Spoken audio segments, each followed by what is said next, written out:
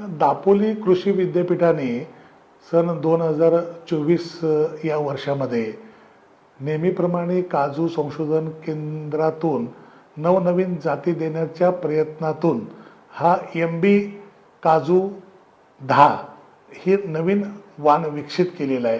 हा जो वाण आहे तो प्रामुख्याने भाजीसाठी विकसित केलेला आहे। काजूगराची भाजी ही प्रत्येकाला आवडते, त्याचा स्वाद, त्याची चव ही हवीहवीशी वाटणार आहे।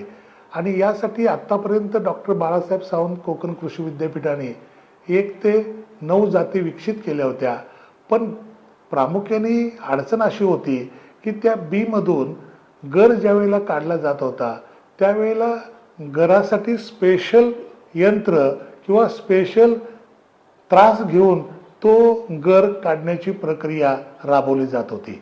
10-12 वर्षापूर्वीपासून संशोधन करून हा जो वाण दिलेला आहे तो MB काजू 10 या जातीनं प्रसारित केलेला आहे। आणि हा जो वाण आहे तो प्रत्येकाला हवाहवासा वाटणार आहे, कारण या काजूपासून जे बी मिळतं ते साधारणपणे